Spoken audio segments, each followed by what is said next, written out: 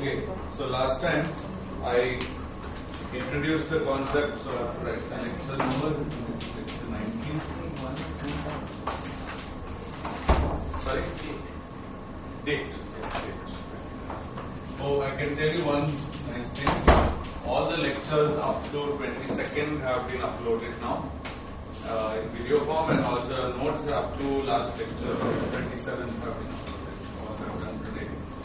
So, good. So last time what we did was to introduce this kind of space-time.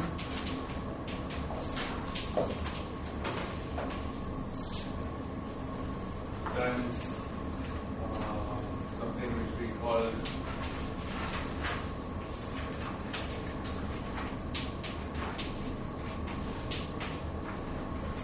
this form is known as Robertson-Walker form. Actually, I'm going to use from now on the term Friedman Robertson-Walker. Although people who are more careful will probably notice that Robertson-Walker proposed this form, but this form is incomplete until I tell you what is A of t, which we haven't even done yet. Okay? So Friedman-Robertson-Walker will be the name of it by the end of it. I don't want to give it too many different names. And what we noticed was that this being so the form requires this to be a maximally symmetric free space.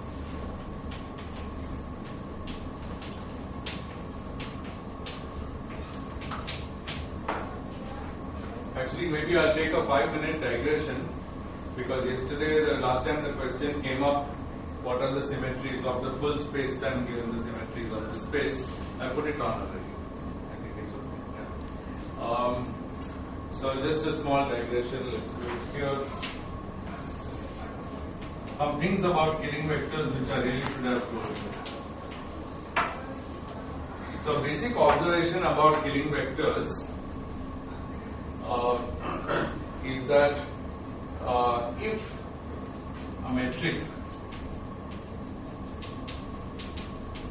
this is actually not directly relevant to this case, but it helps us think about it, is independent of some coordinate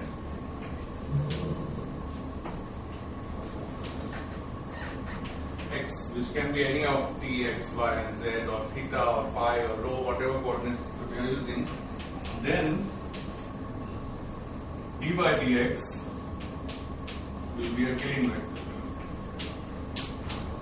This very obvious fact you can prove for yourself in 2 lines.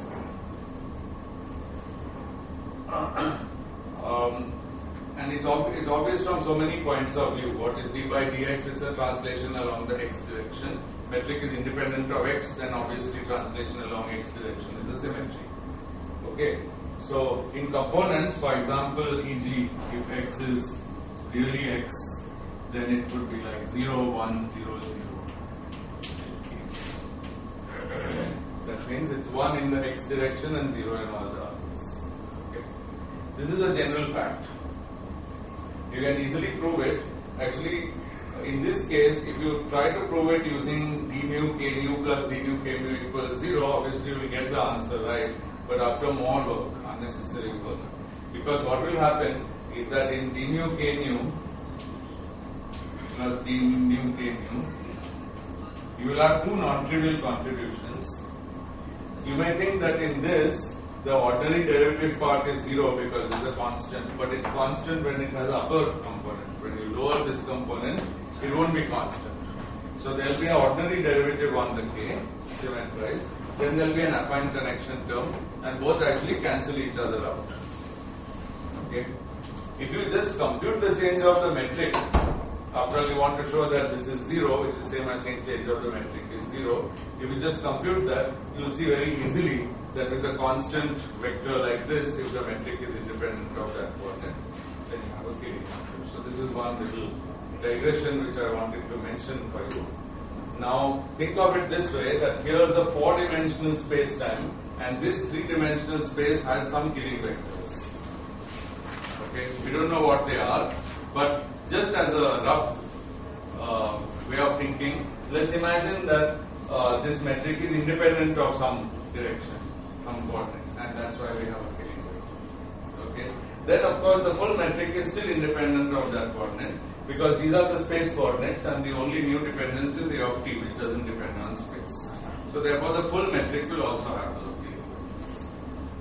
Okay. But it's also true in more generality if Gij3 has any killing vector,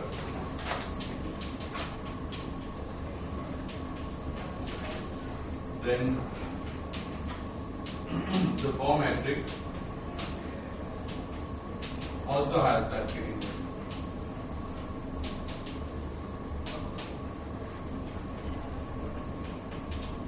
But it's only because A of t doesn't depend on space.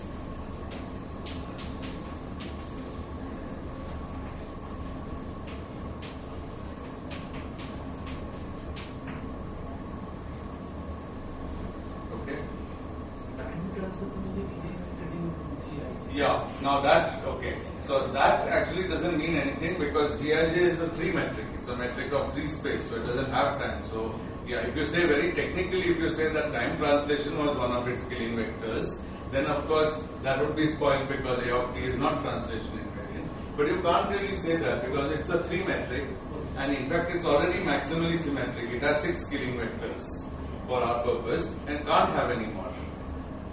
Okay, so we can't bring in time because it's a 3 metric. Okay, so this shows that the final metric also has 6 killing vectors, but of course the final metric is not maximally symmetric in general because it has in general only 6 killing vectors, while maximal symmetry for a space-time would require how many killing vectors? 10. Okay, so if it miraculously got 4 more, then it would have been maximally symmetric, but in general that's not true. What? No, it's not only because we'll see. De Sitter space and anti-de Sitter space also are maximally symmetric. In fact, it's very nice because they sort of exhaust all the classes. Anyway, this settles the last time's discussion.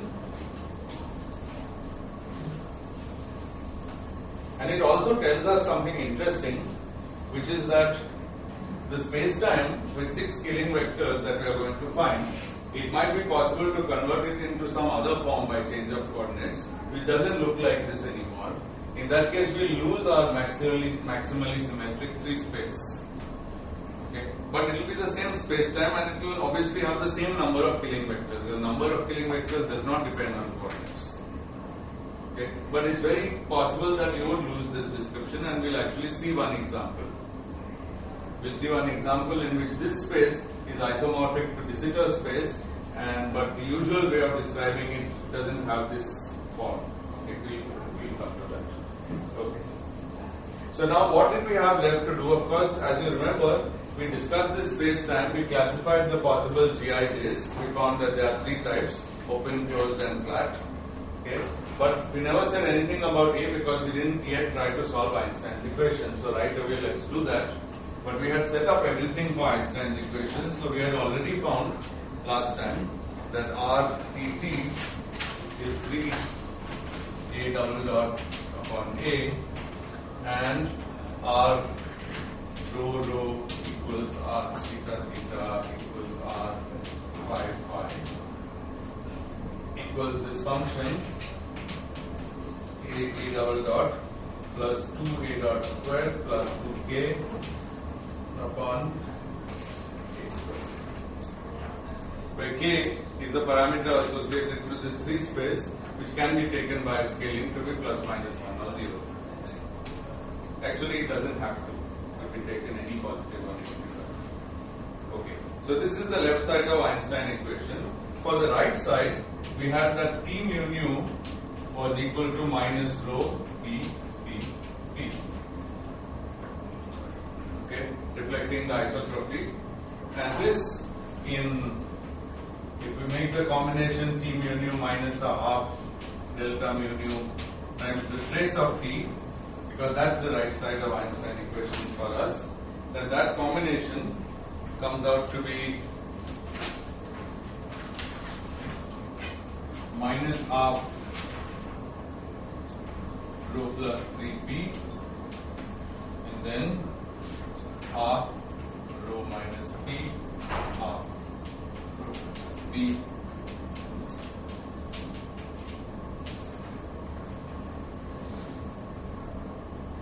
A simple calculation, you just take the trace of this, which is 3P minus rho, and then you put that is T, and then you plug that in and you get this form for this thing. And now Einstein equation is the statement that R mu nu is equal to T mu nu minus half delta mu nu T. So we just equate things.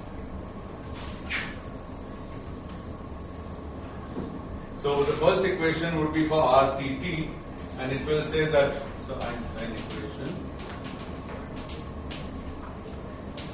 gives us that RTT, sorry, I won't write that, I'll just take the value, 3A double dot upon A, hope I have the sign correct, yes, with one upper X plus 3A double dot upon A has to be set equal to minus a half rho plus P. So that's the TP equation. And the other equation comes from this.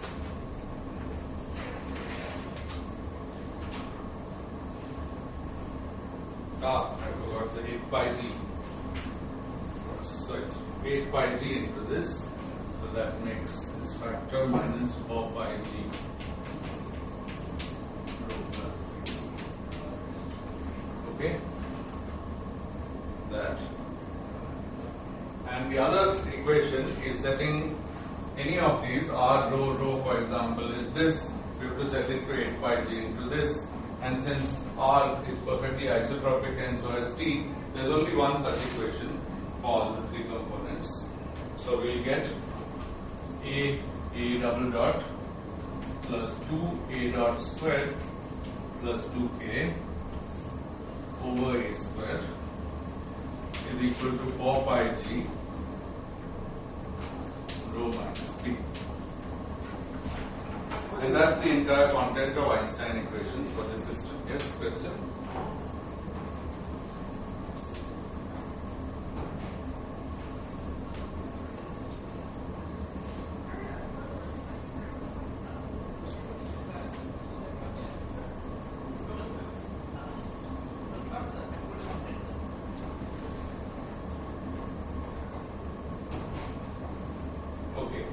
Now there is a third equation that we can write down, which is the conservation of energy momentum. If you remember, that's also an equation relating the metric and the energy momentum tensor, because there is this Stokes solution in it.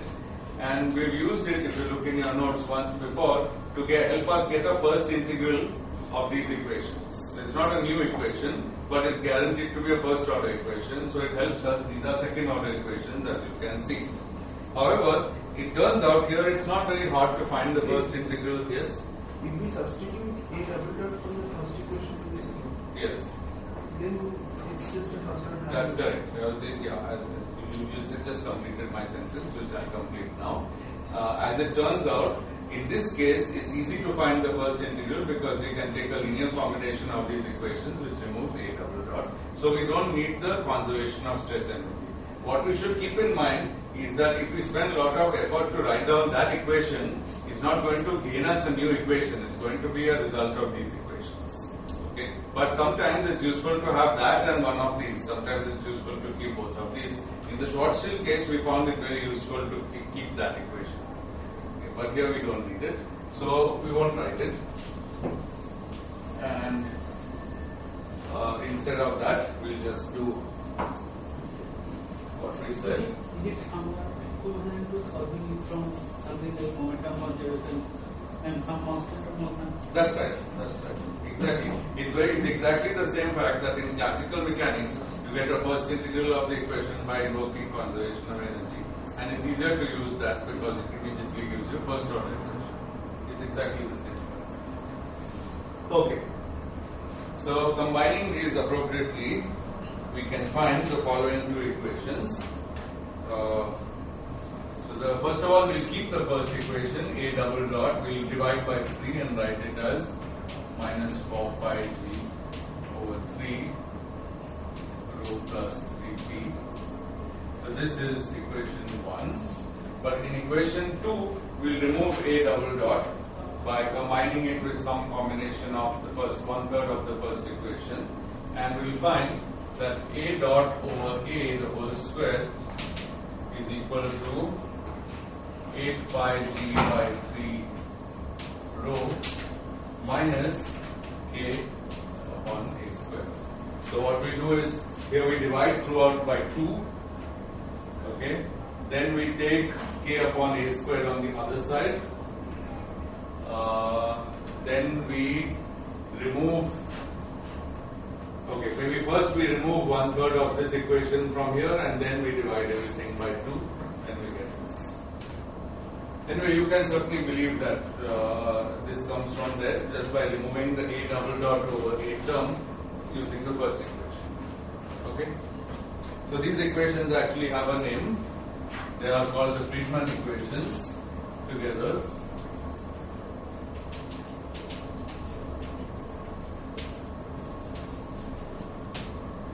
First and second Friedmann equation. And now we are at least in business right away, because the second one is the first order differential equation, so we are free to solve that in all its generality.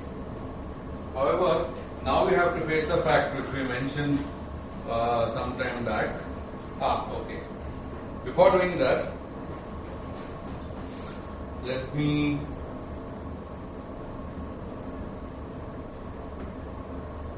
get a simpler. Okay, the problem is that these equations don't.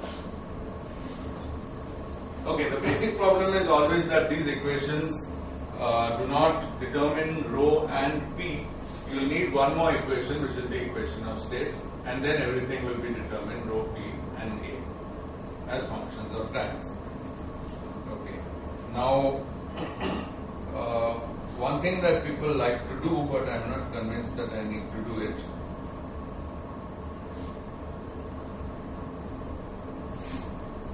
It's in the notes, but I am really not convinced I need this equation, so I won't do it. Okay, so let's right away get down to the equation of state. And here we have some interesting situations.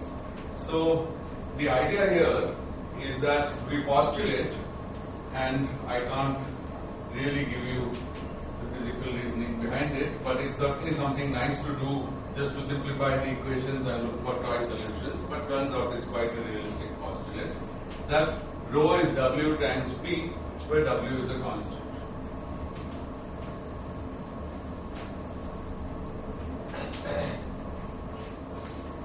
Part of the justification, of course, would be that this works, and most of the justification is that this works, and also that this is true for certain types of matter. So remember that this rho and p are properties of the energy momentum tensor, and this property will turn out to be true for certain kinds of systems that we know are relevant to nature. Okay? We can't rule out that there are some other things in nature which don't obey this rule. Just some kind of ideal gas situation. Yeah, it's an ideal fluid. It's a perfect fluid energy momentum tensor. So, but this of course is an assumption over and above perfect fluid behavior, because perfect fluid gives you two constants, not constants, two variables, rho and p, and this links those two, so it reduces the perfect fluid to being dependent only on one thing. Yeah, it might be actually closer to ideal gas in a sense. It's some kind of ideal equation of state, and called? Such a fluid is called barotropic. Okay, thank you. Good. Now the question is, what can W possibly be? And the answers are quite interesting. Okay. First of all, there's one kind of fluid that's common, which is that it's made up of massive particles, and it's at some low temperature, so it's not relativistic. It's non-relativistic. Okay. It's a non-relativistic matter. We should remember that whenever we talk about photons, they are a counter-example to this, because photons can never be non-relativistic. But if we talk about anything else whose fundamental particles are massive, then it can be non-relativistic or relativistic, depending what situation it's in. So we assume it's non-relativistic matter, And in this matter, we then assume that we can, so things are slowly moving and we can neglect collisions between the particles. And so we just set P equals 0, and this thing is called, sorry, am I doing this? I think P is W times rho, first of all. P is W times rho. Rho is the density, and this is the basic variable we want to use. We want to get rid of P. So the correct convention is this. Non-relativistic matter is P equals 0, and this goes by the name of pressure-less dust.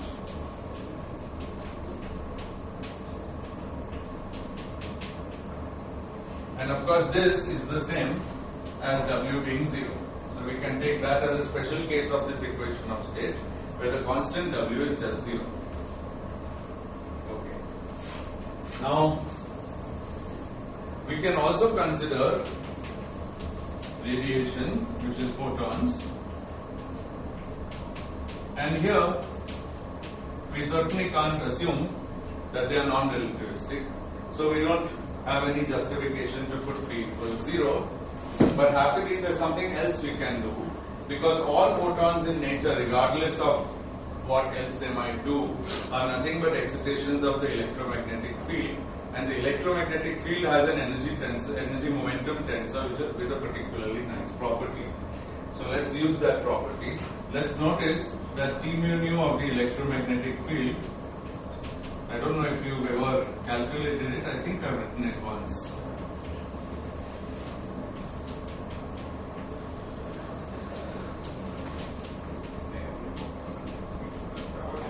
F mu nu here is the curl of A, so it's del mu A nu minus del mu A nu. And this combination is the energy momentum tensor. I think I've written it before. And this comes by differentiating the Maxwell action after you introduce a metric with respect to that metric. Now when you introduce the metric in the Maxwell action, there are three places where it occurs. Let's remind ourselves that the action was root G F mu nu.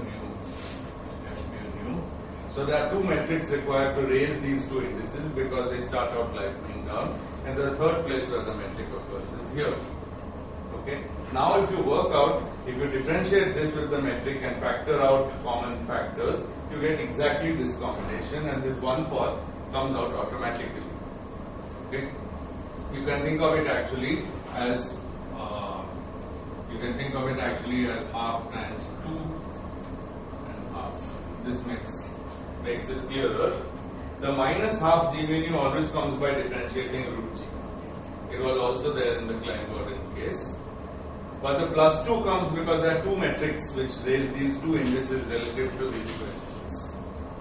Okay, in Klein-Gordon case, there's only one metric contracting because it's del mu phi, del mu phi. Then you get the same kind of thing, but with one, here you get two. Very important. Okay. The consequence of this factor, however you write it, let's go back to the old way of writing it,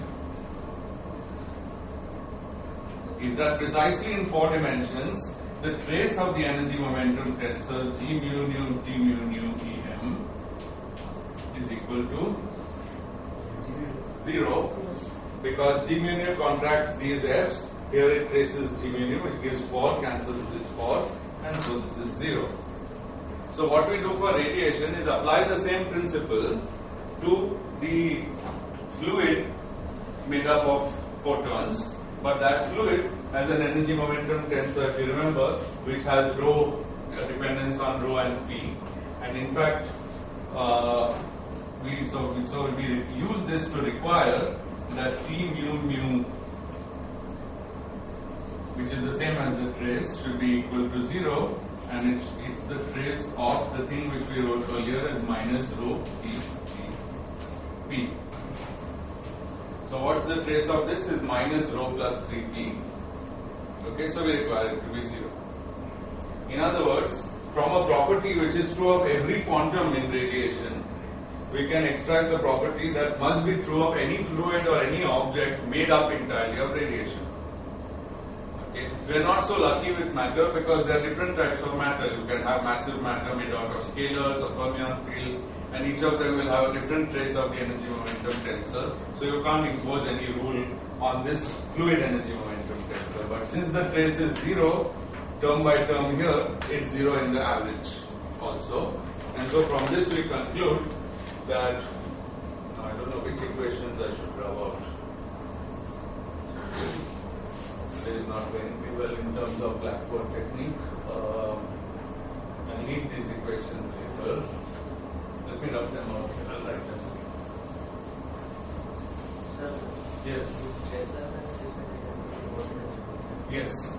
Therefore, rho equals 3p for photons.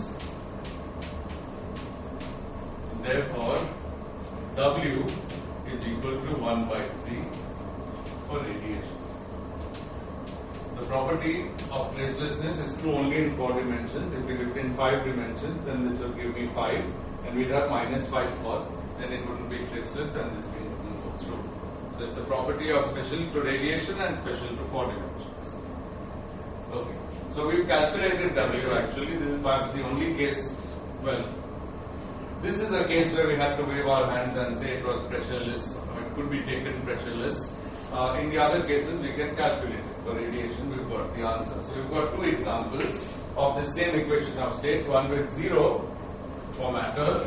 Now this thing is called matter. Of course, everything is matter, including photons, but matter conventionally is used to refer to this kind of matter. It's massive, non-relativistic matter. So when we say matter in the future, and when cosmologists say matter, they mean this. If they mean that, they'll say radiation. So these are 2 kinds of equation of state. But interestingly, there's a third one. The third equation of state comes about if we have a cosmological constant.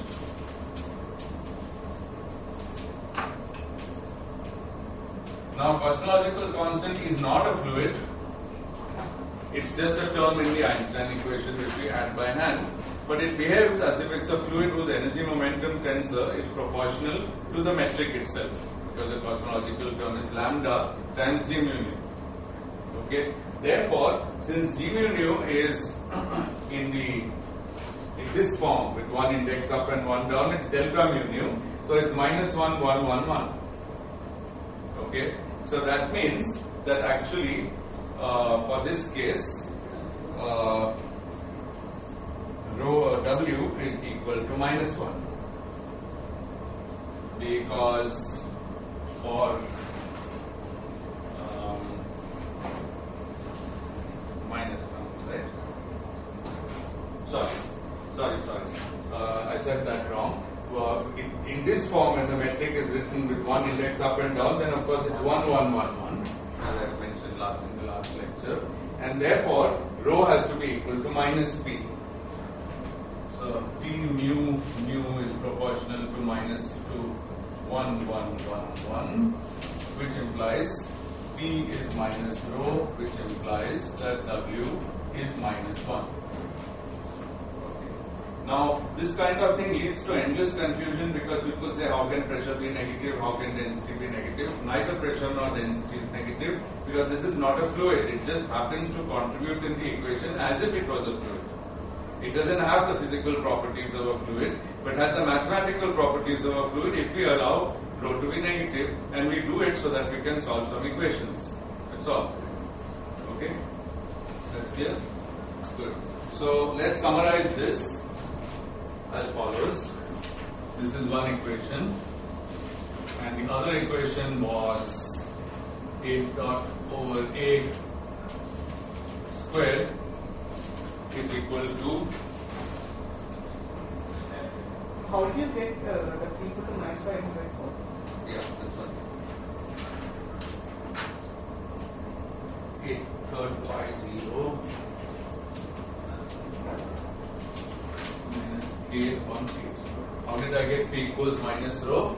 Because for the cosmological term, the contribution to Einstein's equations is proportional to the metric, lambda times g mu. If I write those equations in the form where 1 index is up and 1 index is down, then the cosmological constant term is lambda delta mu nu.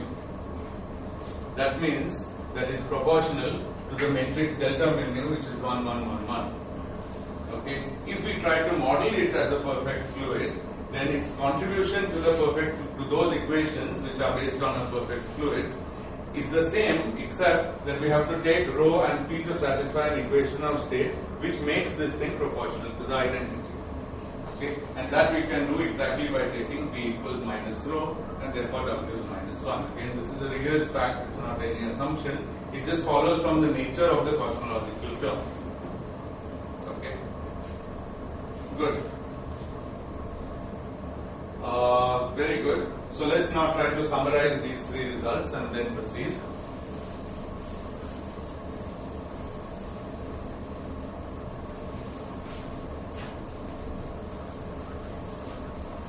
So the summary is that the equation of state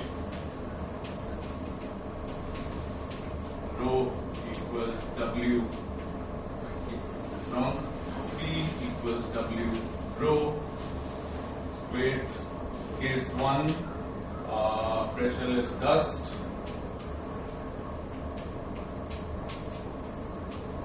or more simply just matter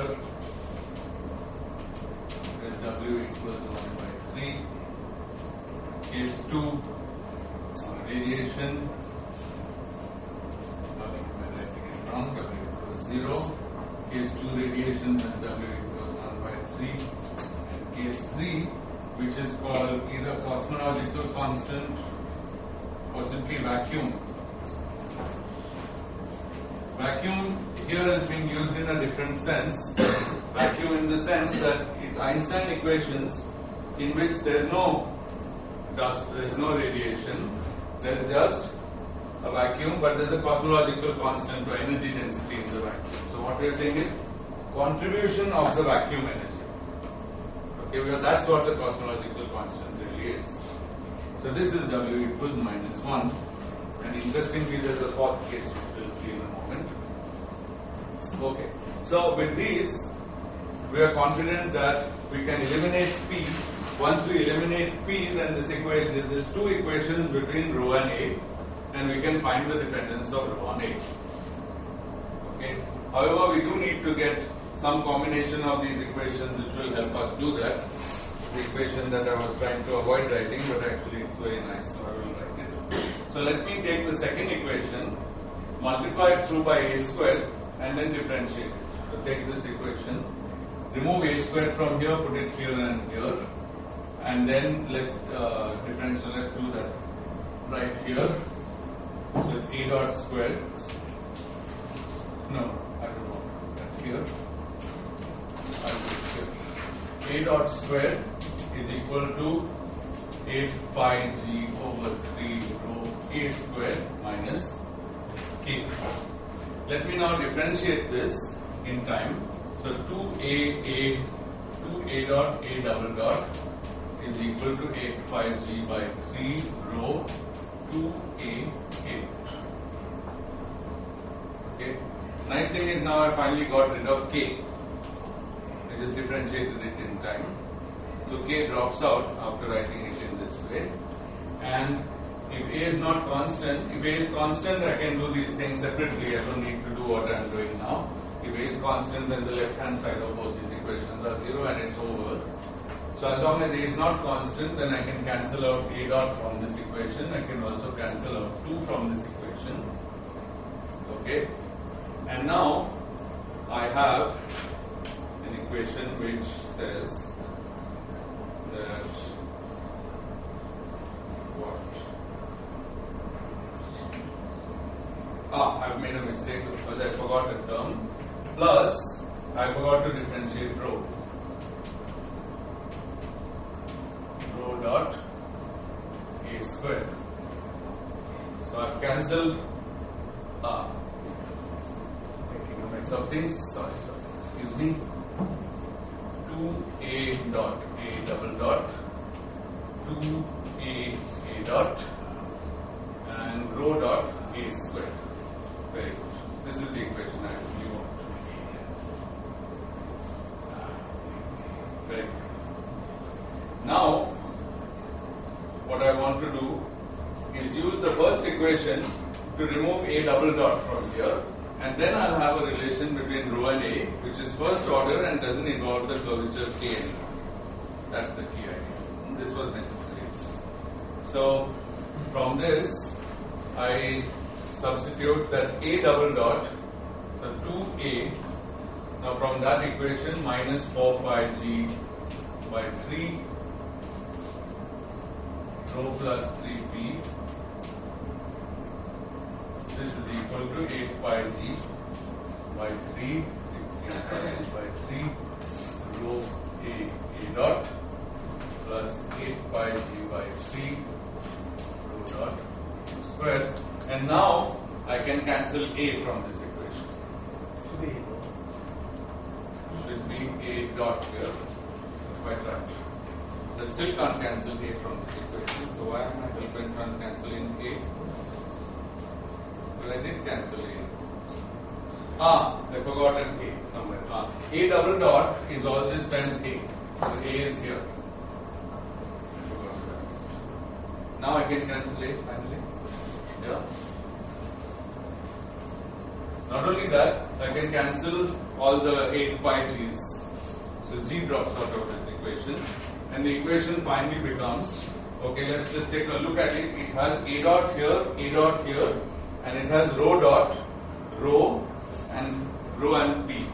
Okay, so you will believe me when I write it in the form rho dot upon 3 rho plus p is minus A dot upon A. So it's a consequence of the two Einstein equations. There are only two independent equations, and one combination of them, if I differentiate to get rid of k, then it relates rho and A directly. And now it's very nice because we can proceed to plug in our equation of state, which will get rid of P as W rho, and then we can actually solve this to relate rho and A. So that's the goal. By the way, in passing, this is the equation that you would also get if you just had calculated d mu equals 0. Okay, you would have got this equation directly as conservation of energy momentum.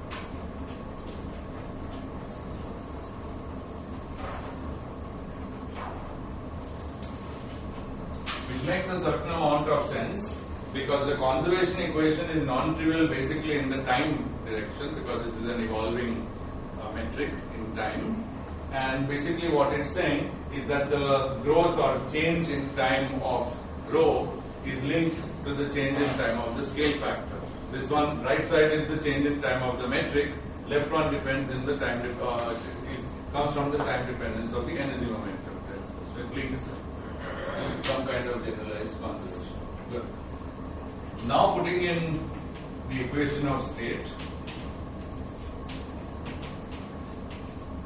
we get rho dot over 3 1 plus W rho equals minus A dot over A.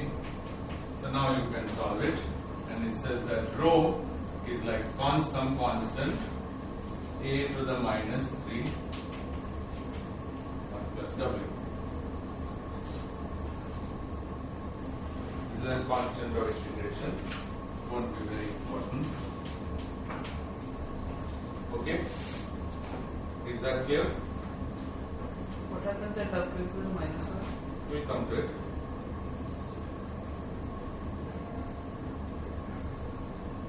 Actually, what happens is obvious. Rho is constant; it doesn't change in time. This doesn't completely solve anything. We simply said that the change of density is related to the change in scale factor. It doesn't tell me what is the dependence of the scale factor A of t, but I have one more Einstein equation. I have only used one combination of these two. Is the other one which is going to determine A of t for me. And in fact, it will be the second one. Now you can sort of see how things are going to develop. So let's try working it out. First of all, we can now, in this table, we can enter the behavior of rho with A. When W is 0, then rho goes like A to the minus 3. When W is 1/3, rho goes like A to the minus 4. And when W is minus 1, rho goes like constant. Okay? So these are the three characteristic behaviors. of the way the density changes with the scale factor, but I still emphasize we haven't, in this case of course it's great because it means density is constant. That tells us the time dependence, there isn't any. But in these two cases, that doesn't really tell us what's happening to rho unless we know what's happening to A. So we still have to continue working till we find out what's happening to A of t. Only then we can really know what's happening to the density and consider the whole system solved. Now, up to now, it looks like I'm treating these three cases separately, which means my imagination allows for a universe which is either full of pressureless dust, or it's full of radiation, or it's just got a cosmological constant and no dust and no radiation. Of course, real life isn't like that. In fact, we know that the universe does have this and does have this and does have this, all of them. So we have so we don't have any of these behaviors, but we have whatever behavior you will get by putting different fractions. So the basic goal then is to try and fix from experimental parameters and solving these equations and comparing to try and fix how much of the universe is made up of this stuff, how much of it is this stuff, how much of it is contributed by this stuff, and so on. So here actually it's very useful to rewrite some of the equations in a way which gives us physical insight, because now the mathematics is sort of over. You can't really argue that this plus this equation is anything extremely difficult to solve. This equation you can just, now that you know the dependence of rho, you can plug in any dependence you like and just solve this equation. Okay, in principle it's not an issue, but it's very, very important to understand what physics the equation gives, and for that sometimes different parameterizations are useful and so on. Now we take the point of view that we have exhausted the first equation. Of course, we actually exhausted some combination of those to find these behaviors, but now we will input those behaviors into this equation. And it's this equation which is really crucial, and for this it's useful to define a few things. So, not that you probably haven't heard of it before, but A dot over A has a name. So, define the Hubble parameter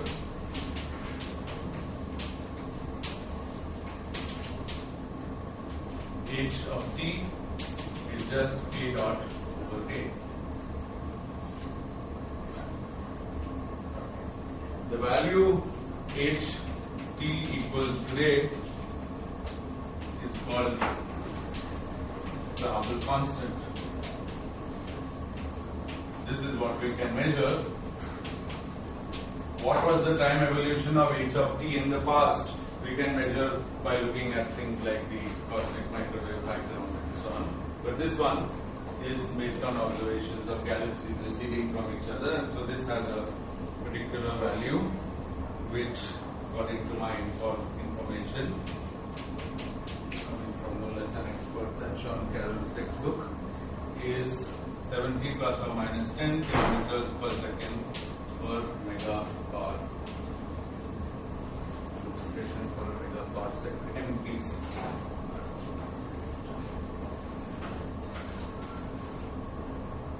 Of course, megaparsec is a unit of distance which is 10 to the 19 kilometers, I think.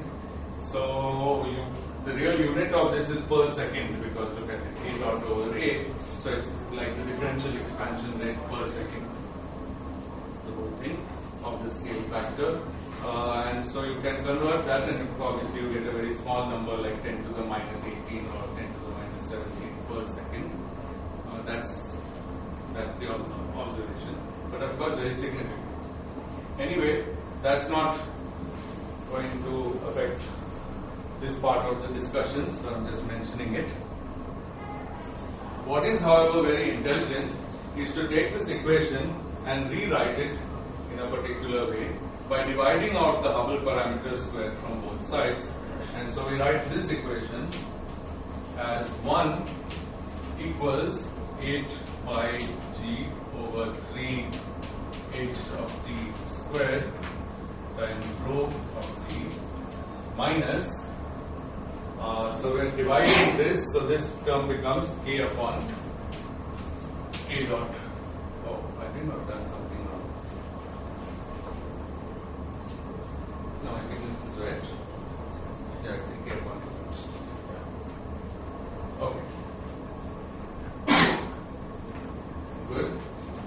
Now you see, we argued that k was a parameter that could be positive or negative or 0. But now we can see what will make k positive, negative or 0, because this is the Einstein equation rewritten in some way. And what we see is that this quantity determines what is the sign of k, because if this quantity is greater than 1, then k is positive. If it's less than 1, then k is negative, and if it's exactly equal to 1, then k is 0. Right? So this quantity is very important, and this quantity is called omega. Okay? So just defining omega as this thing, it's a function of time. We see that if omega is greater than 1, then of course k must be positive to subtract something from here so that this comes out to be 1, because this is always positive, so k is positive. And this case we defined as closed last time. If omega is equal to 1, then k is equal to 0. This is flat. And if omega is less than 1, then k is negative, and this is open.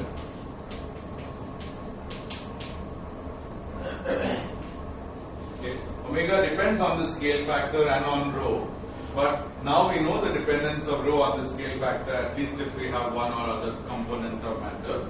And then basically we have to solve this equation to find out what is the actual value, but we have many solutions, and observations will tell us whether we should look for solutions in which omega is greater than 1 or equal to 1 or less than 1, and observations strongly indicate that omega is very, very close to 1. Another way that people like to put it is to say, okay, omega is basically the density in some units. Okay, these units are made up from the scale factor and Newton's constant, nothing else. Okay, so these units are determined by the metric of space-time. So it's in, and these units must have dimensions of inverse density, because after all, rho times this has the same units as 1, so it is dimensionless. Okay, so this is some very nice combination of space-time quantities relating to gravity, that is this constant, and the scale factor which comes from the metric. And it's the quantity such that if rho is less than that, then omega is of this type. If rho is equal to that I mean the inverse of this quantity, then omega is 1, and if rho is greater, then omega is greater than 1. So it makes sense to define rho critical to be 3h squared upon 8 pi g. Then the equation, Einstein equation, is 1 equals rho upon rho critical minus k upon a dot squared. Of course, not so simple as it looks, because not only does rho depend on t, but rho critical also depends on t. However, only through the scale factor, only through the Hubble parameter.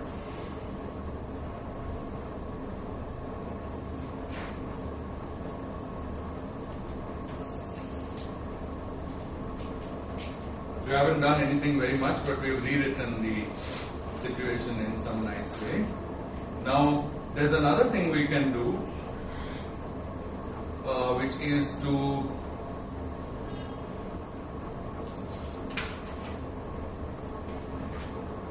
okay, before we do any other thing, let's now see what is the consequence of this equation for the various cases we've discussed here, for these equations of state.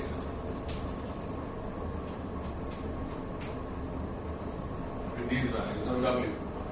That's already instructive.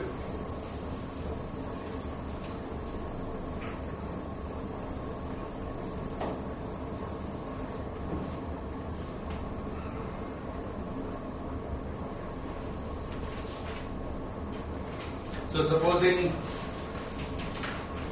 we have matter, so rho goes like a to the minus 3, then I plug that in here and I get 1 equals rho a to the minus 3 over rho critical, sorry, 1 over, so constant times a to the minus 3 over rho critical minus k over a dot square. Now, of course, there could be various solutions for this. In particular, I am still free to choose k. I'll be given the sign perhaps, but I can still choose the amount of k. So, in some sense, k is like a contributing factor in some overall balance. You see that this equation says that rho t over rho critical, it likes to be 1, in which case the space is flat. But if it's not 1, then the space will curve positively or negatively to contribute the opposite amount and make it 1. So in fact, even this term you can think of as another contribution of another kind of matter. We'll do that in a moment. Okay. Is that experimental? I mean, is that K determined by experiment or is it something? By experiment. Yes, the curvature of the space, it is determined by experiment. That's so. Yeah, I said you can interpret this equation to mean the following. Supposing rho is less than its critical value, then K has to come in the right way, with the correct sign, to make up the balance such that the total is 1. If rho is too big, K has to come in the other way to make this equal to 1 again. And if rho is exactly critical, then K is not needed, and in fact it can't be there, but then this thing is 1. Okay. So in this way you can think that just as the universe, you can say that part of the universe is dust, part of it is radiation, part of it is cosmological constant, and the fourth part is curvature, as far as the equation is concerned. I have emphasized that out of these 4 parts, the dust and radiation are really physical things. Cosmological constant is there, but it's not a form of matter. It's a term in an equation. So therefore it has a somewhat unphysical behavior in terms of W being negative, so the pressure is negative for positive densities. Or density is negative for positive pressure, whichever way you like to look at it. Yeah. It is observable, but it's not a fluid. There is no contradiction. So similarly, curvature is not a fluid either. But actually we can put it in here because curvature has the behavior K upon K dot squared, and if we model this in terms of rho over rho critical, then it basically is saying that rho, always confusing.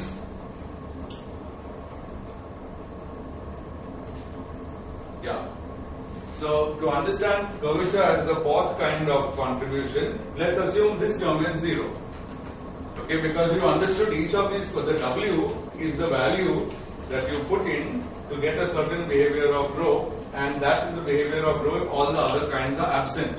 Right? So this is how rho will behave if everything is dust, there is no radiation, no vacuum energy and no curvature, etc. So now let's assume that everything is curvature, there is no dust, no radiation and no vacuum energy. Okay, so let's briefly digress to do that. So let's try to solve. Let's try to solve.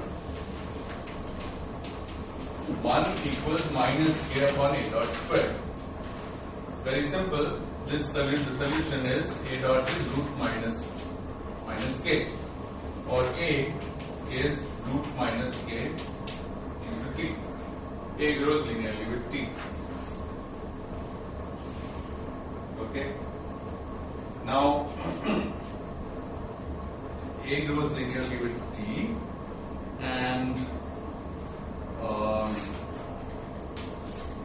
I did this in the wrong order. Sorry. Okay. We'll keep this aside. I first wanted to finish this discussion. I'm sorry. First, I want to discuss a universe which is pure matter. Okay. Then, in the same breath, we can discuss pure radiation and pure vacuum. Only after that, we'll come back and discuss the case which is pure curvature. And then we'll try to understand that actually it's a combination of all four. That's the start. Okay. So, pure matter means we are assuming now that the curvature doesn't contribute, so it's flat. So this is a possible solution to Einstein's equations and the equation of state, namely a flat universe with a scale factor that evolves and a density that evolves, and the density keeps this behavior with respect to the scale factor. This is one assumption. So let's assume this and let's see what we get. So we find that 1 is equal to constant times A to the minus 3. And rho critical we have to put back, so it's 3A dot squared, then here's A squared, then here's 8 pi G.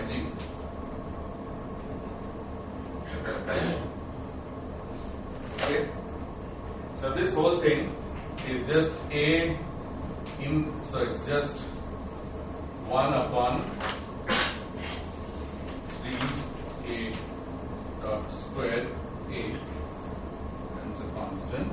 That's the pure matter and flat. Yeah, pure matter and flat.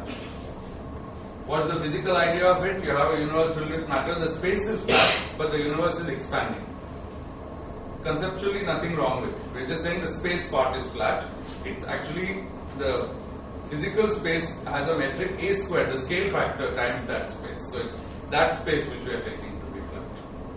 Okay, good. So fine. Sir, Yes.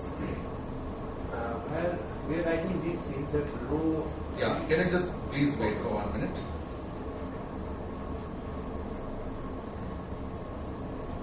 Yes. What's your question? Sir, when we are writing these things, rho is varying as n minus 3, rho Yes. varying n minus 4. Yes. These are coming from the solution of the equation that we are getting from the Friedman equations. Yes. One of the equations from Friedman equation and the equation of state. Equation of state. But there, we are not claiming that k equals to 0. What I want to say Yeah, that we're not claiming that k equals 0. k may be plus 1, minus 1 or 0. Yes. Even if then, if Yes. the universe is of matter, Yeah. only matter. Okay, then rho okay, is- sorry.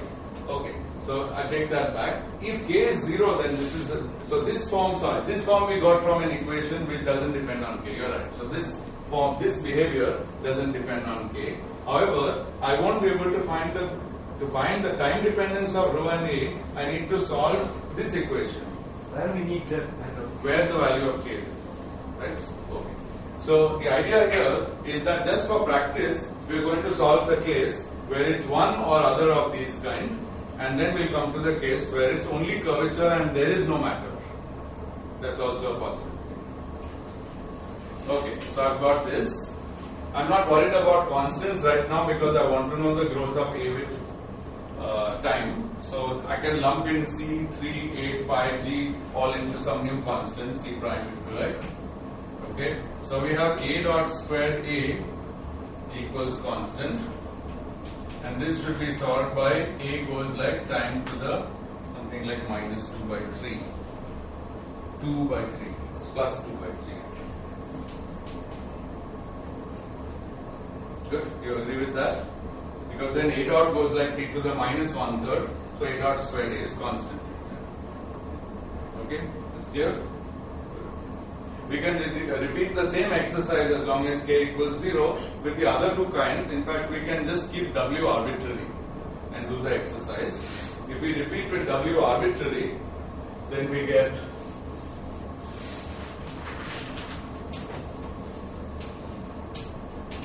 we get 1, but again k equals 0. So we are assuming there is one fixed type of substance with a fixed W, and other than that everything else is 0. So then we get 1 equals C constant A to the minus. So what is this number in general? I had it somewhere, 3 into 1 plus W, right?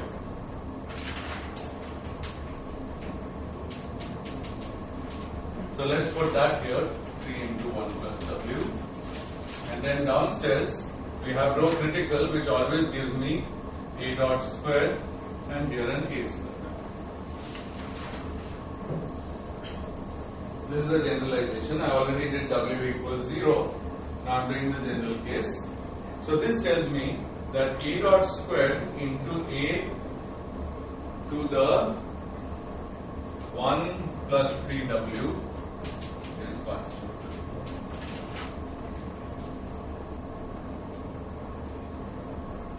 Yeah. And the solution of this is that A of t goes like t raised to the power 2 over 3 1 plus 1.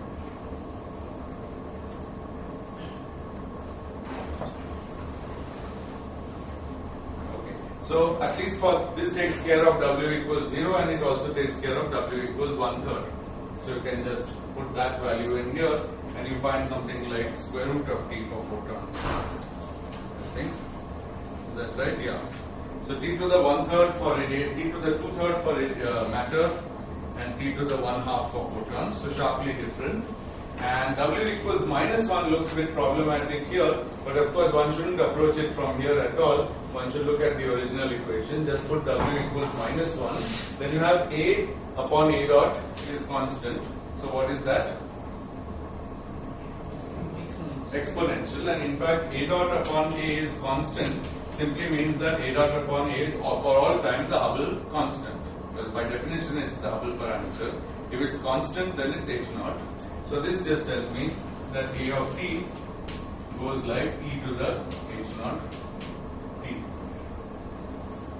In all these cases, there are some integration constants, but they are not very important. They can typically be removed by rescaling or various things. So we won't worry about them now.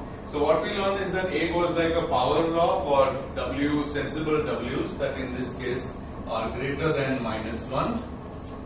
Any W greater than -1 is good. Actually, people give arguments that mod of W should be between 0 and 1. So these are all like that. 0, 1/3, -1, and so on. So for all those, this is fine. And in the special case when W is -1, which is the cosmological constant of vacuum energy, then we get exponential. So these are various possibilities. Now notice something interesting about all these possibilities. Okay, if the Hubble constant is constant, which this model of purely vacuum energy dominated universe suggests, then of course the scale factor is expanding as we go forward in time. Okay, but it's also shrinking as we go backward in time. And as t goes to -infinity, A of t goes to 0. Okay, look in this case. In these cases, again this A of t goes to +infinity as t increases. This time it goes to 0 and t goes to 0. We shouldn't worry about the value of the coordinate t because that can always be redefined. So it's just a coordinate. But whatever is the infinite past in this coordinate, in this case should be t equals 0. So A goes to 0 as t goes to 0. Okay. Not only that, in most of these cases, this power of t is fractional. Okay. So we are going to encounter something in this metric where the scale factor disappears entirely, which looks singular, and moreover has some fractional power of t. Okay. So this doesn't look very good. So in general, we expect there's a singularity in the metric in the far past. Now, of course, it would be great if I had proved such a thing, but I have not proved it because A, I have assumed an equation. If t goes to 0, Just let me finish my sentences. In between my sentences, you ask. When A goes, when I haven't proved this because I have taken an example which is either this or this or this. Okay, in each of these examples it's true, but of course this is far too simplified. I mean, first of all, the universe is full of all these things. Secondly, we don't always know that we can extrapolate far back in the past. We don't know whether there's some reason why the equation shouldn't be modified by the presence of something else in the past, etc., etc. But nevertheless, in these generic classes of examples, there is a singularity in the far past, and such a singularity goes by the name of the Big Bang. And what's important is that the curvature of space-time can be computed, and you can convince yourself that it is singular and it's not that the Big Bang is just some coordinate singularity. It is a singularity in the same apparent way like the Schwarzschild singularity at r equals 2gm or r equals 0. Something is manifestly odd in the metric, but we have to do more work to find out whether that's a serious problem or a coordinate problem. And the Big Bang is a serious problem. Yes. Sorry? Both of these equations. Here the far past is at t equals 0, here the far past is at t equals -0. Either way it's the far past. All of these cases are when you have evaluated for arbitrary W and K equals to 0. Arbitrary W and K equals 0. Right. And now I'll come back to K. However, I do want to mention here that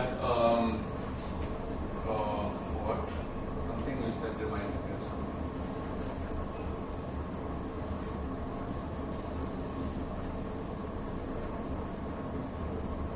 Okay, whatever. So this statement is true for this simplified cases. Yeah, now what's your question? No, actually was Namely? as in the far past. Far past. Okay. So, yes. Why is this state is far past from that case? Well, okay, good. In fact, that now I remember what I was going to say. To find out what is far past, we should do the following thing. First of all, we have to ask ourselves, we have got a metric with a coordinate t. We have to ask ourselves what is the allowed range of t. Okay, so here's a of t. So I should plug this back into the full Friedman-Robertson-Walker metric. Okay, the space part is flat because we have assumed that because we are doing a very simple case. So what is that metric? That metric is just for that case ds squared equals minus dt squared plus there may be some constant t to the 2 upon 3 1 plus w dx. Now I can, since it's flat, I don't gain anything by using spherical coordinates. Might as well use ordinary coordinates, Cartesian coordinates, right? Sorry? E to the power 4 x. Good. So this is the metric. Now imagine somebody gave you this metric. What can you do with it? Well, you can compute Christoffel symbols, you can compute Riemann curvatures, and you can find out also what geodesics do.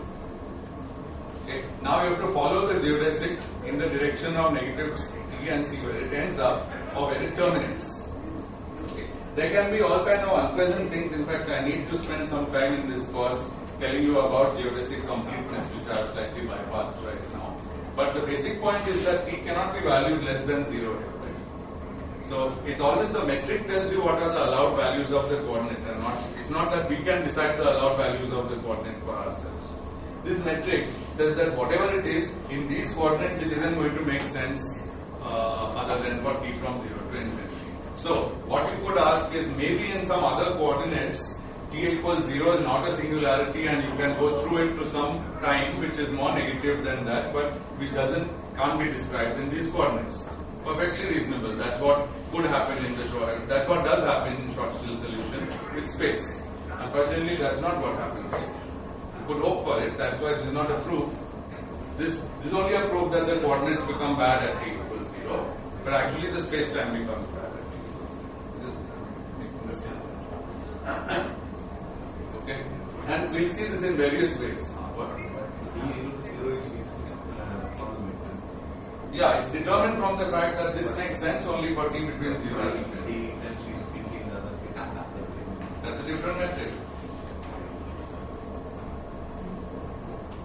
That's a different metric which is obtained by solving Einstein equations with different equation of state. It's a different metric. So you can't compare t in this metric and t in that metric anyway. Yeah.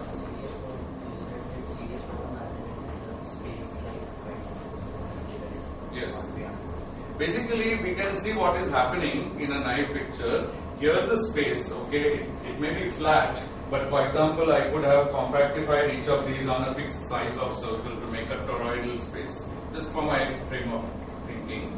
Now that torus at time t equals 1 is of unit size. As t goes to 0, it just keeps shrinking. So the entire space, all of space when followed into the path shrinks. It's the converse of assuming of the fact that when we go into the future, space expands. That we know experimentally. Okay. Now what we don't know is that this is the correct solution to match experimentally. In fact, this is surely not the correct solution, where there is only cosmological constant and no matter. So this is the solution with only matter of some kind, either pressureless or radiation, and no other thing. Okay. You can put so many ingredients into it that maybe the universe in the far past and also in the far future will expand followed by contraction, or it may contract in the past followed by expansion. So that's why there is no proof that the Big Bang is really there. Also, if it's really there, classical physics will not help you to study it because it will be a place of extremely high temperature and densities, and you need quantum gravity to study it. So that is one of the many times quoted motivations to use quantum gravity, some theory of quantum gravity, to study that. Okay. So it's not really obvious that this is there in general, nor that it is a danger for physics in general. In fact, the good thing would be something nice happens there, but in that case we don't know what that is. It's only when we extrapolate these classical equations to the past we come to the conclusion that the universe sprang out of a point. But why is there such a widespread? I mean, if that's the case, Yeah. why is it so widely believed that there was a Big Bang? You can have other ingredients as well. I know plenty of people who don't believe there was a Big Bang. There are all kinds of cosmologies in which basically the universe, it's called cyclic universe, it expands and contracts. Okay, but in the expansion phase, it mimics as if following it back. If you ignore, there must be some term in the equation which at some size makes it re-expand. If you ignore that term, then looking back, you would think that it's going to contract to a point.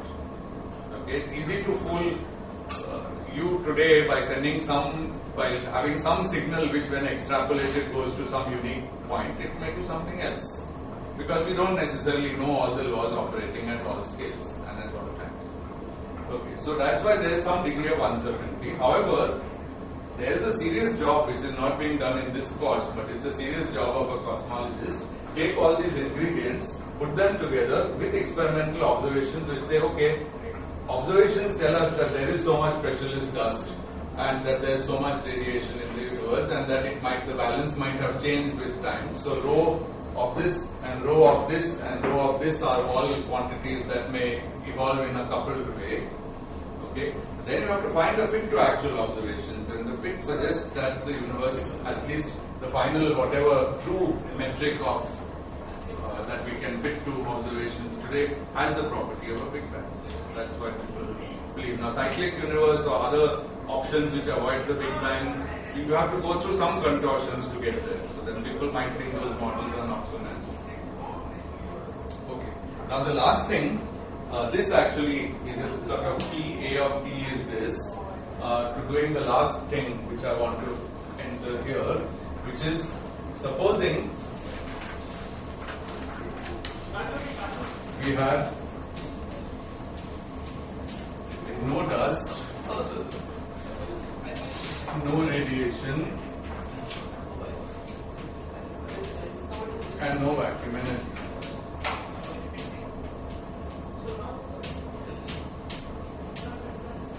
Could we still find a solution to Einstein's equations under these conditions? Well, no dust, no vacuum energy, etc. just says rho of T is 0.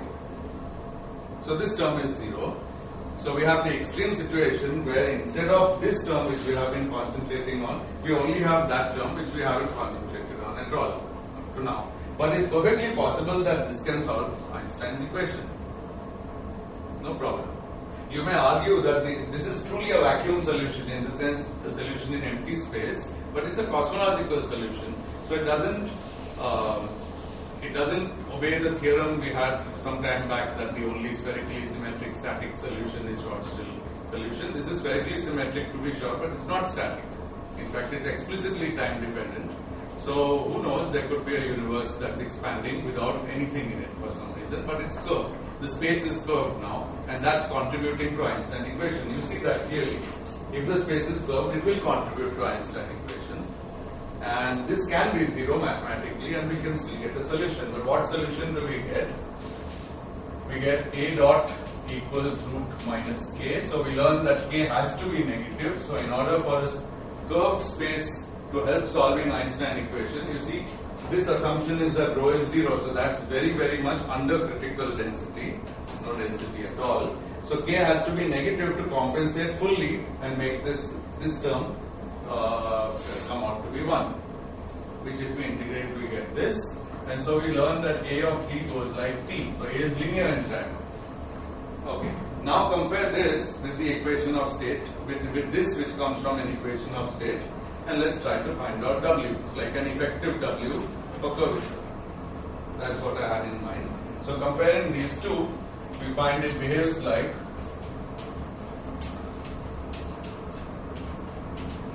W equals minus 1/3. But if I put minus 1/3 here, then this is 2/3 times 3, that's 2, etc. So it becomes 0. So the fourth component is curvature. And this has W equals minus 1/3, and rho is actually 0. There is simply no rho. Nobody is suggesting this is a realistic or even interesting, physically interesting solution, but it's an extreme possibility, and it helps us, guides us to the fact that finally solving this equation is like creating a balance between 4 things to add them up to 1. Okay. In particular, in no sense this is really any sort of matter with any sort of W or equation of state or pressure or density. It doesn't have any of those features. Okay. It simply contributes to the behavior of the scale factor with time as if it was a kind of perfect fluid with W equals -1. Again, you can easily confuse yourself later wondering how that can be. Just a mathematical fact.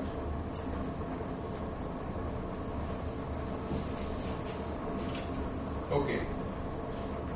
So,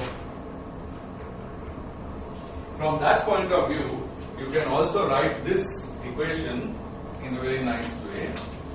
1 is equal to omega dust plus omega radiation plus omega cosmological constant plus omega curvature, where omega curvature is this last term, and each of these omegas is this term for that particular kind of matter. So the density of that amount of matter divided by the total critical density. Okay. But again, these three are on roughly similar status, because when you add up all these three, it can, the total amount, if it's less than 1, then the universe is underclosed, otherwise overclosed, and or otherwise critical. This is always there just to balance whatever these three are. Okay. So, but for from your equation point of view, you can often take this on par with the others. So you can think of this in two ways. That this, and remember that when cosmologists tell you the value of omega, they mean this. They certainly don't mean this. Because otherwise, if they meant that also, then the value is 1. Then there's nothing to measure. The whole question is what's the experimental value of the first thing. No, so far we have taken only one at a time. That doesn't mean forever we'll take one at a time. Now, this is where this is the starting chapter of cosmology. Now, it's a whole book. What does the book consist of? Observations, which is a large thing, and then taking combinations of these. If you only took one at a time, you'd be done. There are 4 cosmologies, and none of them fits nature, and that's it. Obviously, the whole point is to take all of them together. But at least we've understood that each of the extreme cases has its own characteristic behavior. Okay, so now all the other behaviors you can get should be in some way in between. Roughly. Okay. Yes. Lambda is homogeneous and reciprocal, and also arbitrary in large scale. So, Yes. can we absent that term? I mean, in the sense that lambda G mu is the term, and it also contributes to the curve. You can call it what you like. The important difference, though, is that these, there are only, out of these 4 things, I'm not saying there are only 4, by the way, there may be some new kind of matter with a totally different equation of state which adds up here, fine. But the point is, it's more naturally associated with these because lambda is a variable parameter which we can experimentally determine, and the curvature is fixed after we have determined these 3. Of course, you could say that, well, I'll leave lambda as determined by consistency, and I'll only look for this, this, and this. Okay, but then remember, what is this curvature? It's the curvature of the 3-dimensional space in the Robertson-Walker coordinates. It's not a very natural. Well, it is of course the curvature of our space. So probably that's the way in which we think of our space. But anyway, we see that they are correlated. It might be that we measure this and this as well as the radiation and infer what is the dust. It's up to us how we do it experimentally. What is natural is up to us. But this is not associated to any density, these are associated to densities. So let me end with 2 comments. One is that slightly I cheated you in the sense that in this case, the pure curvature case, the final metric is ds squared equals minus dt squared plus t squared And what's in here? It's a space with k negatives. So let's say k equals -1, which we can always achieve. And that space has this metric we got last time.